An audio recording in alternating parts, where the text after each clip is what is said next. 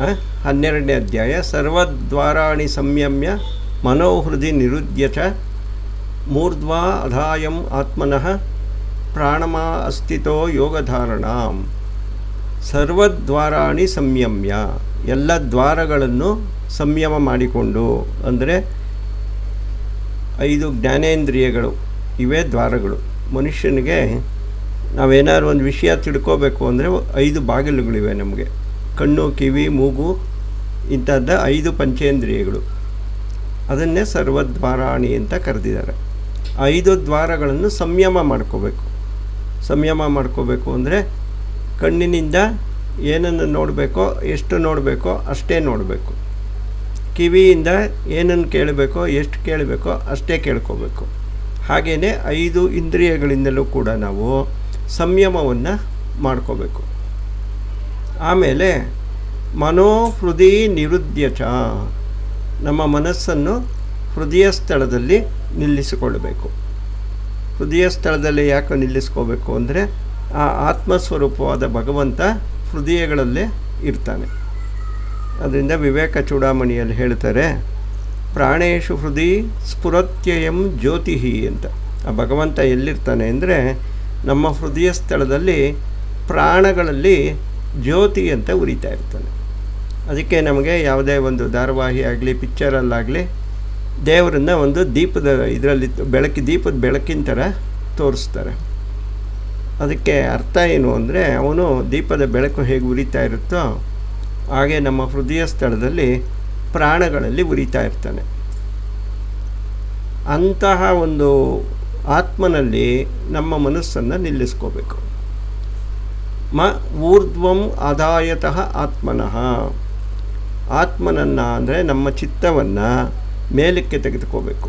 ಮೇಲಕ್ಕೆ ಅಂದರೆ ಇಂದ್ರಿಯ ವಿಷಯಗಳಿಂದ, ಸಂಸಾರ ವಿಷಯಗಳಿಂದ ಮೇಲಕ್ಕೆತ್ಕೊಂಡು ಆ ಮನಸ್ಸಿನಲ್ಲಿ ಪ್ರಾಣಗಳಲ್ಲಿ ದೀಪದಂತೆ ಉರಿಯುತ್ತಿರುವ ಬೆಳಕಿನಲ್ಲಿ ನಮ್ಮ ಮನಸ್ಸನ್ನು ಸೇರಿಸಬೇಕು. ಇವೆಲ್ಲ ಮಾಡಬೇಕು ಅಂದರೆ ನಮ್ಮ ಎಲ್ಲ ಇಂದ್ರಿಯಗಳು ಸಂಯಮದಲ್ಲಿರಬೇಕು. ಇಂದ್ರಿಯಗಳು ಸಂಯಮದಲ್ಲಿಲ್ಲ ಅಂದರೆ ಇವೆಲ್ಲ ಮಾಡೋದಕ್ಕೆ ಕಷ್ಟ ಆಗುತ್ತೆ. ಆಮೇಲೆ ಪ್ರಾಣಂ ಅಸ್ಥಿತೋ, ಪ್ರಾಣಗಳನ್ನು, ಪ್ರಾಣ ಅಂದರೆ ಯಾವುದರ ಮೂಲಕವಾಗಿ ಈ ಕಣ್ಣು, ಕಿವಿ, ಮೂಗು ಇವೆಲ್ಲ ಕೆಲಸ ಮಾಡುತ್ತೋ ಆ ಶಕ್ತಿಯನ್ನು ಪ್ರಾಣ ಅಂತ ಕರೀತಾರೆ. ಅದನ್ನು ಕೂಡ ಅಸ್ಥಿತೋ, ಒಂದು ಸ್ಥಿತವಾಗಿ ಇಟ್ಕೋಬೇಕು, ಎಲ್ಲಂದರಲ್ಲಿ ಹರಿಯೋದಕ್ಕೆ ಬಿಡಬಾರ್ದು. ಈ ರೀತಿಯಲ್ಲಿ ಮಾಡಿಕೊಂಡು ಯೋಗಧಾರಣಂ, ಯೋಗವನ್ನು ಸಾಧನೆ ಮಾಡೋದಕ್ಕೆ ಶುರು ಮಾಡಬೇಕು. ಯೋಗದಲ್ಲಿ ನಿರತನಾಗಬೇಕು. ಸೊ ಮೂರ್ಧ್ವಂ ಆದಾಯಂ ಆತ್ಮನಃ ಪ್ರಾಣಂ ಅಂದರೆ ಮೂಲಾಧಾರದಿಂದ ಆಜ್ಞಾಚಕ್ರದವರೆಗೆ ಮೇಲಕ್ಕೆ ಪ್ರಾಣಗಳು, ಇದನ್ನು ನಮ್ಮ ಆತ್ಮನನ್ನು ಮೇಲಕ್ಕೆ ಎಳ್ಕೋಬೇಕು. ಎಳ್ಕೊಂಡಾಗ ಏನಾಗುತ್ತೆ, ಸಾಮಾನ್ಯವಾಗಿ ಮೂಲಾಧಾರ ಚಕ್ರದಲ್ಲೇ ನಮ್ಮ ಸಂಸಾರ ವಿಷಯಗಳೆಲ್ಲ ಕೂತ್ಕೊಂಡಿರುತ್ತೆ, ಅಲ್ಲೇ ಇರೋದದು. ಅಲ್ಲಿಂದ ಮೇಲಕ್ಕೆ ಎಳ್ಕೊಂಡಾಗ ನಮ್ಮ ವಾಸನೆಗಳೆಷ್ಟೇ ಗಟ್ಟಿಯಾಗಿದ್ದರೂ ಕೂಡ ಪ್ರಾರಬ್ಧ ಕರ್ಮಗಳು ಮೇಲಕ್ಕೆ ಎಳ್ಕೊಂಡಾಗ ಮಂದ ಆಗಿಬಿಡುತ್ತದು. ಅಂದರೆ ಪೂರ್ತಿ ಹೋಗೋದಿಲ್ಲ, ಅದನ್ನು ಅನುಭವಿಸಲೇಬೇಕಾಗುತ್ತೆ, ಆದರೆ ಮಂದ ಆಗುತ್ತೆ, ಸ್ಪೀಡ್ ಕಮ್ಮಿ ಆಗುತ್ತೆ. ಈ ರೀತಿಯಲ್ಲಿ ನಿಂತ್ಕೊಂಡು ಯೋಗದಲ್ಲಿ ನಿರತನಾಗಿ ಸಾಧನೆಯಲ್ಲಿ ತೊಡಗಬೇಕು. ಓಂ ಇತಿ ಏಕ ಅಕ್ಷರಂ ಬ್ರಹ್ಮ ವ್ಯಾಹರನ್ ಮನುಸ್ಮರನ್ ಯಃ ಪ್ರಯಾತಿ ತ್ಯಜಂತಿ ದೇಹಂ ಸಾಯಾತಿ ಪರಮಾಂ ಗತಿಂ. ಹಿಂದೆ ಹೇಳಿದಂತೆ ಯೋಗದಲ್ಲಿ ಸಾಧನೆಯನ್ನು ಮಾಡಿಕೊಂಡು ಓಂ ಇತಿ ಏಕಾಕ್ಷರಂ ಬ್ರಹ್ಮ, ಬ್ರಹ್ಮಕ್ಕೆ ಹೆಸರಿದೆ, ನಮ್ಮೆಲ್ಲರಿಗೂ ಹೆಸರಿರೋ ಥರ ಬ್ರಹ್ಮಕ್ಕೆ ಕೂಡ ಒಂದು ಹೆಸರು ಕೊಟ್ಟಿದ್ದಾರೆ. ಏನದ್ರ ಹೆಸರು? ಓಂ. ಓಂ ಎನ್ನುವುದೇ ಬ್ರಹ್ಮದ, ಪರಬ್ರಹ್ಮನ ಹೆಸರು. ಯಾಕೆಂದರೆ ಹೆಸರು ಕೊಡಬೇಕು, ರೂಪನೂ ಕೊಡಬೇಕು, ಇಲ್ಲದೇ ಇದ್ದರೆ ಮನುಷ್ಯನಿಗೆ ಅರ್ಥ ಆಗಲ್ಲ. ಆದ್ದರಿಂದ ನಮ್ಮಂತಹ ಒಂದು ಜನಸಾಮಾನ್ಯರಿಗೆ ಅರ್ಥ ಆಗಲಿ ಅಂತ ಓಂ ಇತಿ ಏಕಾಕ್ಷರಂ ಬ್ರಹ್ಮ, ಆ ಬ್ರಹ್ಮಕ್ಕೆ ಹೆಸರೇ ಓಂ. ಆದ್ದರಿಂದಲೇ ನಾವು ಯಾವುದೇ ಶುಭ ಕೆಲಸಗಳನ್ನು ಪ್ರಾರಂಭ ಮಾಡಬೇಕಾದ್ರೂ ಕೂಡ ಓಂಕಾರದೊಂದಿಗೆ ಶುರು ಮಾಡ್ತೀವಿ. ಏನಕ್ಕೆ ಓಂಕಾರದೊಂದಿಗೆ ಶುರು ಮಾಡ್ತೀವಿ ಅಂದರೆ ಅದು ಪರಬ್ರಹ್ಮನ ಹೆಸರು. ಸೊ ಓಂ ಎಂದು ಉಚ್ಚಾರಣೆ ಮಾಡಿದ್ರೆ ನಾವು ಪರಬ್ರಹ್ಮವನ್ನು ಧ್ಯಾನ ಮಾಡಿದ ಹಾಗೆ ಆಗತ್ತೆ. ಆದ್ದರಿಂದ ಯಾವುದೇ ಮಂತ್ರವೇ ಆಗಲಿ, ಯಾವುದೇ ಪೂಜೆ ಪುನಸ್ಕಾರಗಳೇ ಆಗಲಿ, ಯಾವುದೇ ಶುಭ ಕೆಲಸಗಳೇ ಆಗಲಿ ಓಂಕಾರದಿಂದ ಪ್ರಾರಂಭ ಮಾಡ್ತೀವಿ. ವ್ಯಾಹರಂ ಅನುಸ್ಮರನ್ ಅಂದರೆ ಆಜ್ಞಾಚಕ್ರದಲ್ಲಿಯೇ ಪ್ರಾಣಗಳನ್ನು ನಿಲ್ಲಿಸಿಕೊಂಡು ಅಕ್ಷರ ಬ್ರಹ್ಮನ ಹೆಸರಾದ ಓಂಕಾರವನ್ನು ಉಚ್ಚಾರ ಮಾಡುತ್ತಾ ವ್ಯಾಹರಂ ಅನುಸ್ಮರನ್ ಅದನ್ನೇ ಚಿಂತೆ ಮಾಡ್ತಾ ಇರಬೇಕು. ಇವೆಲ್ಲ ಯಾವ ವಿಷಯಕ್ಕೆ ಹೇಳ್ತಾ ಇದ್ದಾನೆ ಅಂದರೆ, ನಾವು ಪ್ರಯಾಣ ಸಮಯದಲ್ಲಿ ಭಗವಂತನನ್ನು ಗುರುತಿಸೋದು ಹೇಗೆ ಅನ್ನೋದಕ್ಕೆ ಇಷ್ಟೆಲ್ಲ ಹೇಳ್ತಾ ಇದ್ದಾನೆ. ಇಷ್ಟೆಲ್ಲ ಮಾಡ್ದಿರ ನಮ್ಮ ಪಾಡಿಗೆ ನಾವು ಇದ್ದುಬಿಟ್ಟು ಕೊನೆಯಲ್ಲಿ ಅದಾಗಲ್ಲ. ಈ ಪ್ರಯತ್ನಗಳು ಮಾಡ್ತಾ ಅದು ಬರುತ್ತೆ ಅವತ್ತು, ಅದು ಇದೆಲ್ಲ ಕೊನೆ ಗಟ್ಟುಗಳು. ಇವೆಲ್ಲ ನಾವಿನ್ನೂ ಸಾಧನೆಯ ಮಾರ್ಗದಲ್ಲಿರೋದ್ರಿಂದ ಇವೆಲ್ಲ ತಿಳ್ಕೊಂಡಿರ್ಬೇಕಷ್ಟೆ. ಓಮಿತಿ ಏತ ಅಕ್ಷರಂ ಬ್ರಹ್ಮ ವ್ಯಾಹರಂ ಅನುಸ್ಮರನ್ ಸದಾಕಾಲವೂ ಓಂಕಾರವನ್ನು ಚಿಂತನೆ ಮಾಡುತ್ತಾ ಆಜ್ಞಾಚಕ್ರದಲ್ಲೇ ಪ್ರಾಣಗಳು ಮೂಲಾಧಾರದಲ್ಲಿ ಇರುತ್ತೆ. ಎಲ್ಲರೂ ಹುಟ್ಟಿದಾಗ ಸಾಮಾನ್ಯವಾಗಿ ನಮಗೆಲ್ಲ ಮೂಲಾಧಾರದಲ್ಲಿ ಇರುತ್ತೆ. ಆಮೇಲೆ ಅದನ್ನು ಆಜ್ಞಾಚಕ್ರದವರೆಗೂ ಮೇಲಕ್ಕೆ ಎತ್ಕೊಂಡು ಆ ಪರಬ್ರಹ್ಮವನ್ನೇ ಚಿಂತನೆ ಮಾಡ್ತಾ ಇರಬೇಕು. ಈ ರೀತಿಯಲ್ಲಿದ್ದಾಗ ಯಃ ಪ್ರಯಾತಿ ತ್ಯಜಂತಿ ದೇಹಂ, ಯಾರು ಶರೀರವನ್ನು ಬಿಟ್ಟು ಪ್ರಯಾಣವನ್ನು ಬೆಳೆಸುತ್ತಾರೋ ಸ ಯಾತಿ ಪರಾಂ ಗತಿಂ, ಅವನು ಪರಮವಾದ ಗತಿಯನ್ನು ಮೋಕ್ಷವನ್ನು ಹೊಂದುತ್ತಾನೆ. ಈ ರೀತಿಯಲ್ಲಿ ಏನೂ ಇಲ್ಲದಿರ ನಾವು ಸಂಸಾರ ಚಿಂತನೆಗಳಲ್ಲಿಯೇ ಈ ಶರೀರವನ್ನು ಬಿಟ್ಟರೆ ನಮಗೆ ಸಂಸಾರವೇ ಸಿಗುತ್ತೆ ತಿರ್ಗಾ ಅದರಲ್ಲೇ ಮತ್ತೆ ಸಾಧನೆಯನ್ನು ಮುಂದುವರಿಸ್ಕೊಂಡು ಹೋಗ್ತಾ ಇರಬೇಕು. ಹೀಗೆ ಮಾಡ್ತಾ ಮಾಡ್ತಾ ಮಾಡ್ತಾ ಯಾವುದೋ ಒಂದು ಸಮಯದಲ್ಲಿ ಈ ಒಂದು ಮಟ್ಟವನ್ನು ತಲುಪಿದ ನಂತರ ಈ ಒಂದು 12-13ನೇ ಶ್ಲೋಕದಲ್ಲಿ ಹೇಳಿರೋದು ರೀತಿಯಲ್ಲಿ ನಡ್ಕೊಂಡಾಗ ಈ ಶರೀರದಲ್ಲಿರುವಾಗಲೇ ನಮಗೆ ಮೋಕ್ಷವನ್ನು ಪ್ರಾಪ್ತಿ ಮಾಡ್ಕೋಬೋದು. ಅನನ್ಯಚೇತಾಃ ಸತತಂ ಯೋ ಮಾಂ ಸ್ಮರತಿ ನಿತ್ಯಶಃ. ಅನನ್ಯಚೇತಾಃ ಅಂದರೆ ಬೇರೆ ಯಾವ ಸಂಸಾರ ವಿಷಯಗಳನ್ನೂ ಚಿಂತಿಸದೆ ಸತತಂ ಯೋ ಮಾಂ ಸ್ಮರತಿ ನಿತ್ಯಶಃ. ಸತತಂ ಅಂದರೆ ಸದಾಕಾಲವು ನಿರಂತರವಾಗಿ ಒಂದು ಕ್ಷಣವೂ ಬಿಡದೆ ಯಾರನ್ನು ಮಾಂ ಸ್ಮರತಿ ನನ್ನನ್ನು ಸ್ಮರಿಸಿಕೊಳ್ಳುತ್ತಾರೋ ಅಂದರೆ ಪರಬ್ರಹ್ಮ ಸ್ವರೂಪವಾದ ನನ್ನನ್ನು ಸ್ಮರಿಸಿಕೊಳ್ಳುತ್ತಾರೋ ಆ ರೀತಿಯಲ್ಲಿ ಯಾವ ಯೋಗಿಯು ಇರುವನೋ ತಸ್ಯ ಅಹಂ ಸುಲಭ ಪಾರ್ಥ. ಅರ್ಜುನ, ಅಂತಹ ನಿತ್ಯಯುಕ್ತನಾದ ಯೋಗಿಗೆ ನಾನು ಸುಲಭವಾಗಿ ಸಿಗ್ತೀನಿ.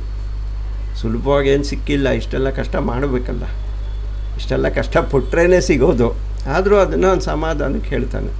ತಸ್ಯ ಅಹಂ ಸುಲಭಂ ಪಾರ್ಥ, ಈ ರೀತಿಯಲ್ಲಿ ಯಾವ ಯೋಗಿಗಳಿದ್ದಾರೋ ಅವರಿಗೆ ನಾನು ಸುಲಭವಾಗಿ ಸಿಗ್ತೀನಿ ಅಂತ ಹೇಳ್ತಾ ಇದ್ದಾನೆ. ನಿತ್ಯಯುಕ್ತಸ್ಯ ಯೋಗಿನಃ, ನಿತ್ಯಯುಕ್ತನು ಅಂದರೆ ಬೇರೆ ಯಾವ ಚಿಂತನೆಯನ್ನು ಮಾಡದೆ ಸದಾಕಾಲ ಪರಬ್ರಹ್ಮ ಚಿಂತನೆಯಲ್ಲೇ ಇರುವ ಮನುಷ್ಯನಿಗೆ ನಾನು ಸುಲಭವಾಗಿ ಸಿಗ್ತೀನಿ ಅಂತ ಹೇಳ್ತಾ ಇದ್ದಾರೆ. ಮಾಂ ಉಪೇತ್ಯ ಪುನರ್ಜನ್ಮ ದುಃಖಾಲಯಂ ಅಶಾಶ್ವತಂ ನ ಆಪ್ನುವಂತಿ ಮಹಾತ್ಮನಃ ಸಂಸಿದ್ಧಿಂ ಪರಮಾಂ ಗತಾಃ. ಮಾಂ ಉಪೇತ್ಯ ಅಂದರೆ ಈ ರೀತಿಯಲ್ಲಿ ಯೋಗ ಸಾಧನೆಯನ್ನು ಮಾಡಿ ನನ್ನನ್ನು ಹೊಂದಿದವರು ಪುನರ್ಜನ್ಮ ದುಃಖಾಲಯಂ ಅಶಾಶ್ವತಂ ನ ಆಪ್ನುವಂತಿ, ಅಶಾಶ್ವತವಾದ ದುಃಖಕ್ಕೆ ಮನೆಯಾದ ಪುನರ್ಜನ್ಮವನ್ನು ಹೊಂದುವುದಿಲ್ಲ. ಸೊ ದುಃಖಕ್ಕೆ ಮನೆ ಯಾವುದೋ ಈ ಸಂಸಾರ ಬಂಧನವೇ. ಇದು ಸುಖದ ಮನೆ ಅಲ್ಲ, ದುಃಖದ ಮನೆ. ದುಃಖ ಸ್ವಲ್ಪ ಕಮ್ಮಿ ಆದರೆ ಅದೇ ಸುಖ ಅನಿಸುತ್ತಷ್ಟೆ. ಭಗವಂತ ಸುಖವನ್ನು ಆಧ್ಯಾತ್ಮದಲ್ಲಿಟ್ಟಿದ್ದಾನೆ, ದುಃಖವನ್ನು ಸಂಸಾರದಲ್ಲಿಟ್ಟಿದ್ದಾನೆ. ಆದರೆ ಆ ದುಃಖ ಸ್ವಲ್ಪ ಕಮ್ಮಿ ಆದಾಗ ಏನೋ ಒಂದು ಸ್ವಲ್ಪ, ಇವಾಗ ವಿಪರೀತ ಶೆಕೆ ಒಳಗಡೆ ಒಂಚೂರು ತಣ್ಣಗೆ ಗಾಳಿ ಬೀಸಿದ್ರೆ ಎಷ್ಟು ಚೆನ್ನಾಗಿದೆ ಅಂತೀವಲ್ಲ, ಆ ರೀತಿ ಭಗವಂತ ನಮ್ಮನ್ನು ಮರಳು ಮಾಡಿಬಿಟ್ಟಿದ್ದಾನೆ. ಆ ದುಃಖಗಳ ಮಧ್ಯದಲ್ಲೇ ಏನೋ ಒಂದು ಸ್ವಲ್ಪ ಸುಖ ಅಂದ್ಕೊಂಡು ಒದ್ದಾಡ್ತಾ ಇರೋದು.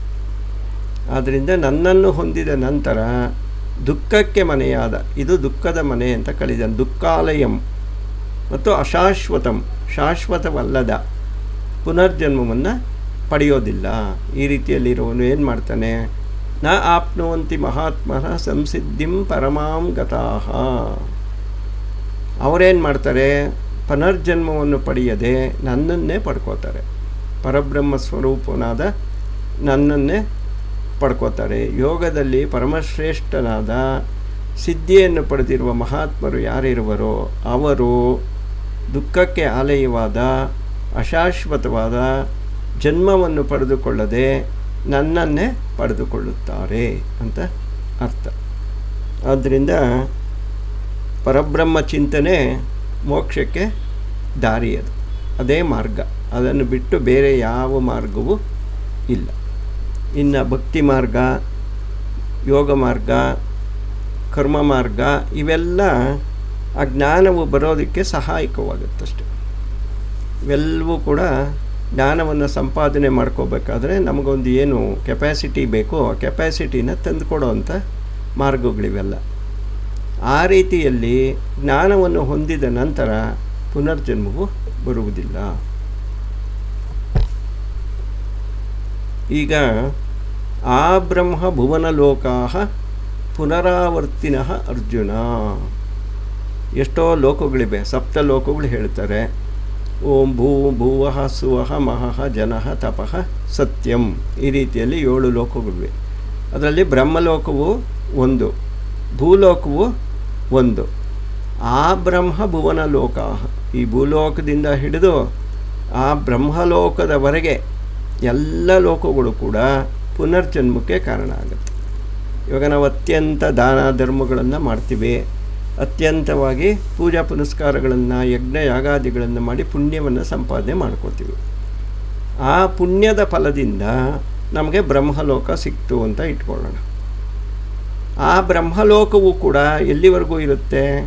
ಎಲ್ಲಿವರೆಗೂ ಪುಣ್ಯ ಇರುತ್ತೋ ಅಲ್ಲಿವರೆಗೂ ಮಾತ್ರ ಇರುತ್ತೆ. ಯಾವಾಗ ಪುಣ್ಯ ಖಾಲಿ ಆಗುತ್ತೋ ಆವಾಗ ಅಲ್ಲಿಂದ ತಳ್ಳುತ್ತಾರೆ ಕೆಳಗಡೆಗೆ.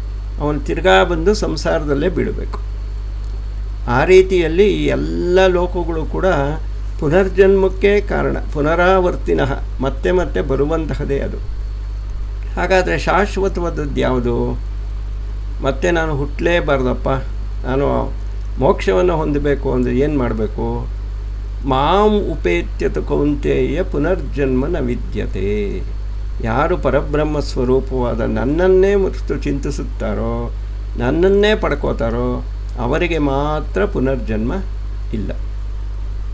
ಇನ್ನು ಉಳಿದವರು ಯಾವುದೇ ಲೋಕವಾಗಲಿ, ಶ್ರೇಷ್ಠವಾದ ಬ್ರಹ್ಮಲೋಕ ಸತ್ಯಲೋಕವೇ ಆಗಲಿ, ಅದನ್ನೇ ಪಡೆದ್ರೂ ಕೂಡ ಎಲ್ಲಿವರೆಗೂ ಪುಣ್ಯ ಇರುತ್ತೋ ಅಲ್ಲಿವರೆಗೂ ಮಾತ್ರ ಪರ್ಮಿಷನ್ ಅಲ್ಲಿರೋದಕ್ಕೆ. ಯಾವಾಗ ನಮ್ಮ ಪುಣ್ಯ ಖಾಲಿ ಆಗುತ್ತೋ ಆವಾಗ ತಿರ್ಗಾ ಮತ್ತೆ ಸಂಸಾರದಲ್ಲಿ ಬಂದು ತಿರ್ಗಾ ಸಾಧನೆಯಲ್ಲಿ ಶುರು ಮಾಡಿಕೊಳ್ಳೇಬೇಕಾಗುತ್ತೆ. ಆದರೆ ಮಾಂ ಉಪೇತ್ಯತ ಕೌಂತೇಯ ಪುನರ್ಜನ್ಮ ನ ವಿದ್ಯತೆ. ನನ್ನನ್ನು ಯಾರು ಧ್ಯಾನ ಮಾಡಿ ನನ್ನನ್ನು ಪಡ್ಕೋತಾರೋ ಅವರಿಗೆ ಪುನರ್ಜನ್ಮ ಇಲ್ಲ ಅಂತ ಹೇಳ್ತಾ ಇದ್ದಾನೆ.